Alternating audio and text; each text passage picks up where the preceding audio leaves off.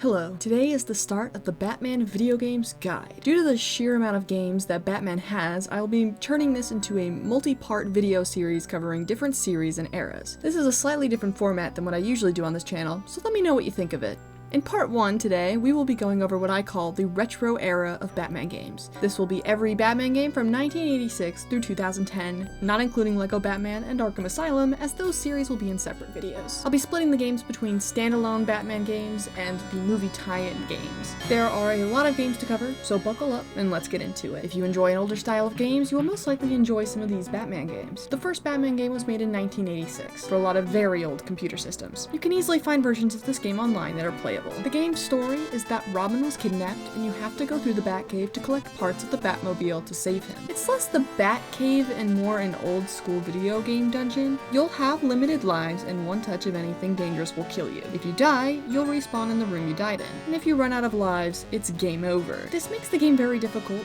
I only played it for a few minutes, but if you can survive longer than I did, there are different tools you can collect to help you out. These are bat bangs, jet bat boots, the thruster, and the low gravity belts. The game was extremely highly rated when it came out. If you are looking for a challenging retro adventure game, check it out. Batman the Caped Crusader was released in 1988. The game follows a more comic book style map as you travel between panels. So you can beat up bad guys, you'll be spending more time exploring mazes and solving puzzles. The game is easy to find online, but the first version I found didn't tell me how the controls work on a keyboard. I found myself spending most of the time trying to figure out how the game worked rather than playing it. If you can find a good port of it online, then its unique style might make the exploration more fun. Batman Return of the Joker is technically a sequel to Sunsoft's first NES Batman game. That game was based on the 1989 Tim Burton film. You do not need to play it to understand Return of the Joker. The first Return of the Joker was made for the NES. It has great graphics for the time. It's mainly a platformer where you'll be jumping through levels and occasionally shooting at other enemies. When breaking boxes and killing enemies, you can pick up new power-ups that change the way your shooting works. If you collect enough of them, it turns you into a more super-powered version of Batman. I don't play a lot of platformers, so I found it kind of difficult, but if you enjoy that genre, you might enjoy this game. The game also has two other versions. In 1992, they released Return of the Joker on Game Boy. This version plays very differently from the NES one. You can no longer shoot, you can only punch, which is a bit more realistic for Batman. You can also now wall jump and use a grappling hook. Honestly, I had a harder time with this version than I did with the NES version. If you are looking for Batman games for your Game Boy collection, then it might be worth checking out. Revenge of the Joker is a remake for the Genesis. The graphics are improved, but I felt the game got more difficult.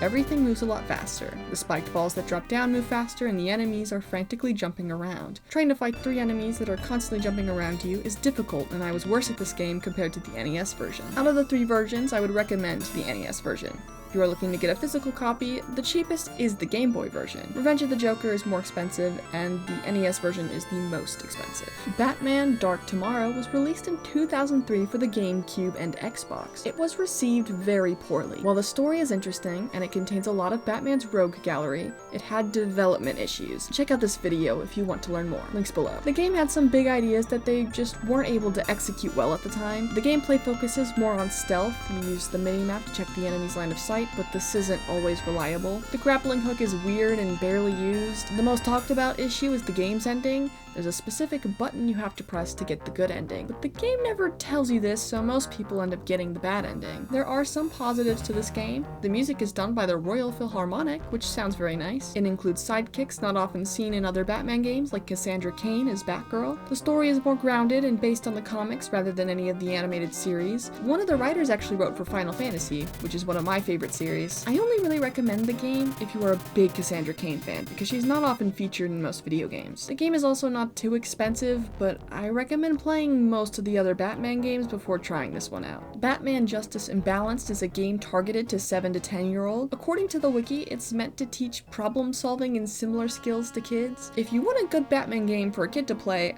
I recommend Lego Batman, but we'll get to that later. It's on PC if you can find a way to download it. Unless you're the target audience, I don't really recommend it. Toxic Chill is the sequel to Justice Unbalanced. It's pretty much the same thing. I've got the same opinion on this that I have on Justice Unbalanced. Batman Rise of Sin Tzu is a beat-em-up released in 2003 for Xbox, PS2, Game Boy Advanced, and GameCube. The game can be played solo or as a 2-player co-op. You get the option to play one of 4 characters: Batman, Batgirl, Robin, and Nightwing. It also also has 4 difficulty levels. You can unlock upgrades for the characters as you progress through the story. The most unique thing about this game is that Sin Tzu is the only villain created specifically for a Batman game. The game is not too expensive if you want a physical copy. It's fun, but it can get repetitive very quickly. If you like beat 'em ups, then check this out. Rise of Sin Tzu also has a Game Boy version that is nothing like the previous game.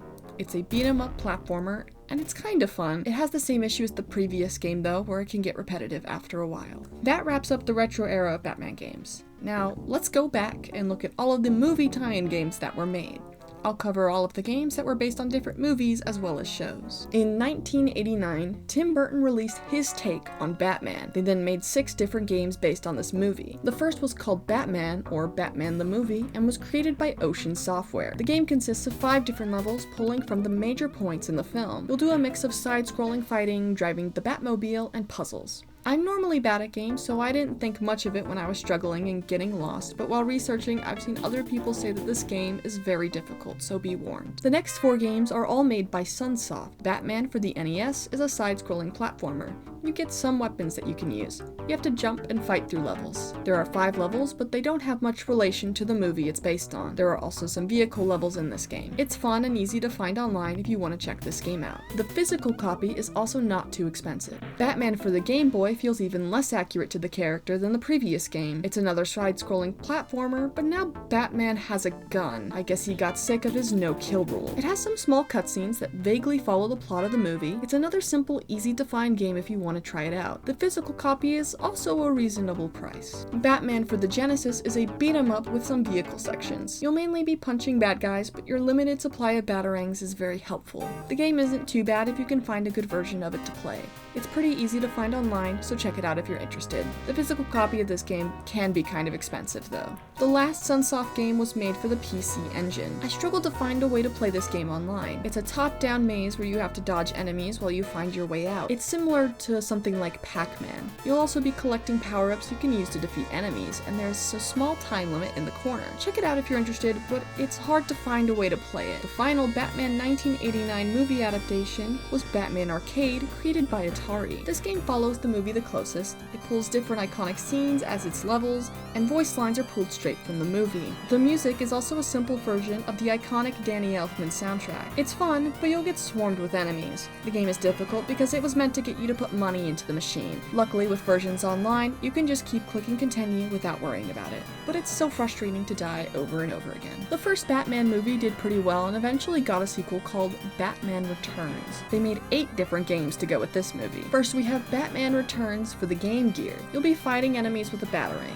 It's pretty simple, but my only complaint was that sometimes the screen would start flickering a lot and it gave me a headache. I'm not sure if this was an issue with the version I played or if that's in the game itself, but be warned, the game is not too expensive if you want a physical copy. Batman Returns for the Genesis is a bit better, but still difficult. You'll be hopping across rooftops with the help of your grappling gun. I struggled to get the hang of it and ended up falling to my death a lot. You also have to fight different enemies as you traverse the rooftops. It's fun once you get the hang of it, and the art style looks nice. It's easy to find online and the physical copies aren't too expensive if you want to own them. The NES version of Batman Returns is a side-scrolling beat-em-up. The plot follows the movie more than the previous games. The game is fun, but some of the enemies are annoying as hell to deal with. I'm not sure I was supposed to hit the motorcycle guy. It's easy to find online, and is cheap physically as well if you want to check it out. The Atari version was annoying to play through. It's also a side-scrolling beat-em-up, but the enemies all have dynamite that they will throw at you. It's very frustrating to deal with. Some of the enemies will also blow up after they die. I ended up dying very quickly multiple times. It's easy to find online versions of the game, and it's not too expensive to buy if you have a way to play it. The movie is referenced a lot more in the Super Nintendo version of the game. There are cutscenes at the start going over the premise and the start of the movie. The gameplay is another beat-em-up. It's easy to find online, but I couldn't figure out the controls in the version I found, so I struggled to fight. The game is also not too expensive if you want to check it out. The Master System version plays very similar to the Game Gear version. It kind of widens the screen, and that's the only major difference I could find. It's still difficult to play, the enemies will one-hit kill you, and the grappling gun was hard to figure out. It's a little pricier if you want a physical copy, but it's not too hard to find online if you really want to play this version. The Sega CD version is similar to the Genesis version, but it adds car sections. These car sections are timed where you have to race through Gotham and kill all the enemy cars. Sometimes I'd go through the level without a single car showing up until the time ran out. The car sections are cool, but it's difficult to beat them in the time limit. This game is a bit pricier, but is also easy to find online. The final Batman Returns game is a point-and-click adventure game. The art style is cool, and you can explore things like the Batcave. I'm not sure how the combat works though. There are some buttons at the bottom you can interact with while he auto-fights. The version I played was also difficult to move the mouse, but that might just be a version issue. If you want to try it out, find a better version than I did to play online to make it easier. Batman the Animated Series got multiple game adaptations. The first one was for the Game Boy.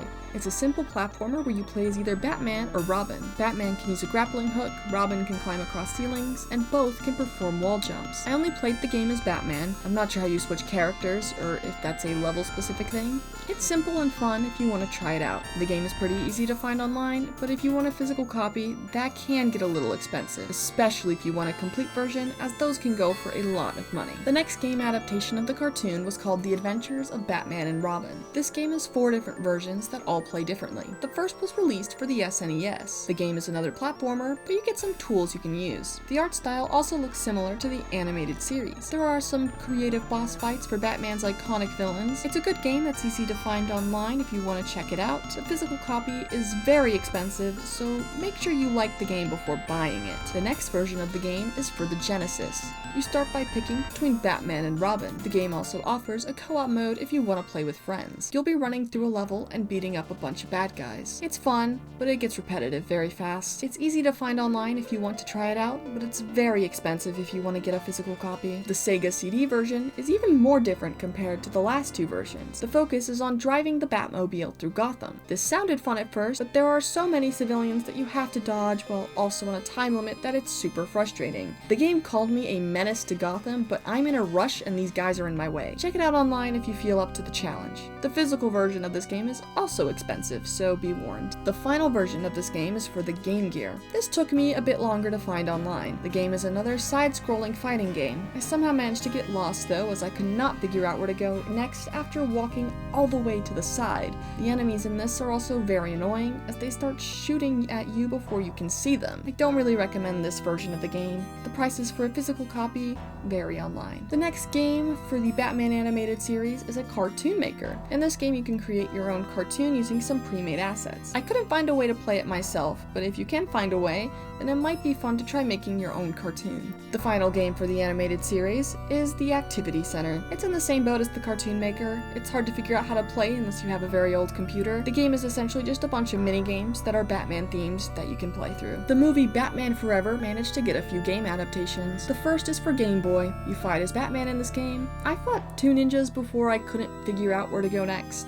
Check it out if you're curious. The physical copies can vary depending on how you want the game. The next version was released on a few different consoles. This time the game is the same on all of them. It's on SNES, Genesis, and Game Gear. It plays a lot like the Game Boy version, just with better graphics. I fought 3 guys this time before I couldn't figure out where to go. It's not very fun, so I don't really recommend it, but you can find it online if you still want to try it out. The physical copy is not too expensive if you want to collect it. The last game adaptation of this movie was the arcade game. You can find this game online. It's a co-op fighting game where you get swarmed by enemies. There are some cheesy power-ups. It's difficult because it's an arcade game, and there's so much going on the screen that I couldn't always see where I was. I feel like this would be more fun to play in an actual arcade with a friend. Batman and Robin got 1 game adaptation for the PS1. It's a bit of a mess and wasn't well received when it came out. The camera is difficult to move around and it's hard to figure out what you're supposed to do. I kinda just drove around in the Batmobile aimlessly until I got bored. There are clues in the back computer that you are supposed to use to figure out where to go, but it didn't help me much. It's another easy to find game online. If you want to physical copies, the prices vary. Batman Beyond got a game adaptation called Batman Beyond Return of the Joker. There are 3 different versions of this game. The first is for N64. Before starting, you get to pick between a few different suits, which can adjust your stats for your playstyle. You then go around and listen in on conversations and fight enemies. It's okay and easy to find online. The physical copy is a little pricey. The PS1 version of the game is pretty similar to the N64 version, but doesn't let you pick a suit at the start. My opinion is honestly the same on this PS1. You can find this version online as well. When it comes to physical copies, the PS1 version is cheaper than the N64 version.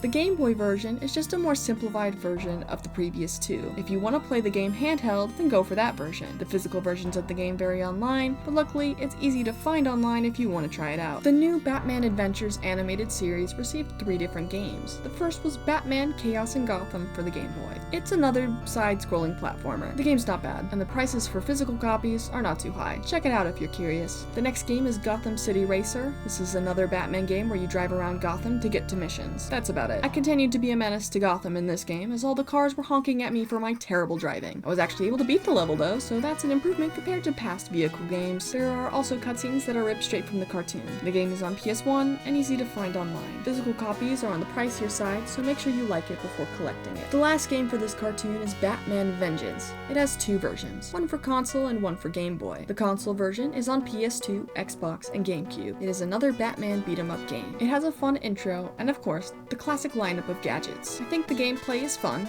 but I struggled to figure out how the stealth works. That might just be a me issue though. The plot for this game is also pretty fun. The game isn't too expensive if you want to check it out. The Game Boy version returns to the classic side-scrolling platformer.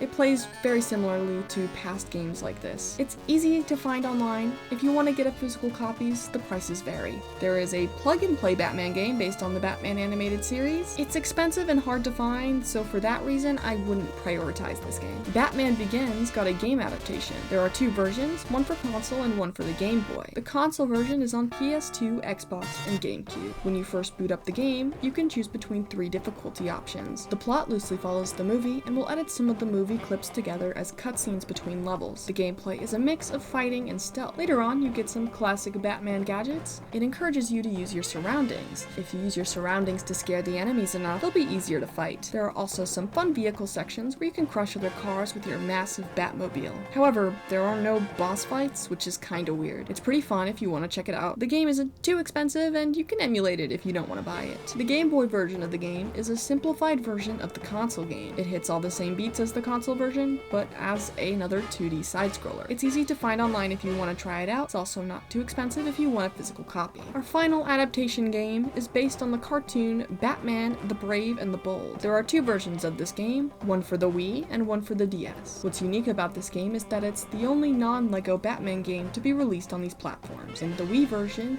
you and one other player fight bad guys in the usual side-scrolling beat-em-up format. You'll also have access to several gadgets you can use, which can be upgraded with coins you'll collect throughout the game. It's pretty cheap if you want a copy for your Wii, or you can try an emulator if you want to try this game out. The DS version is a simpler single-player experience, but without the same functions as the Wii version. It's also fun to play if you want to check out that version. The physical copy is a bit more expensive than the Wii version if you want the case, but it's easier to find and play online. That officially concludes part 1 of the Batman Games Guide. Let me know if you plan to check out any of these games. In part 2, I'll be covering the LEGO Batman games. After that, I'll do a video on Arkham, and then a video on whatever Batman video games are left. Like and subscribe to see more Batman videos, as well as other game series guides. I'm always open to other game series suggestions, so let me know in the comments below. I'll see you all next time. Bye-bye!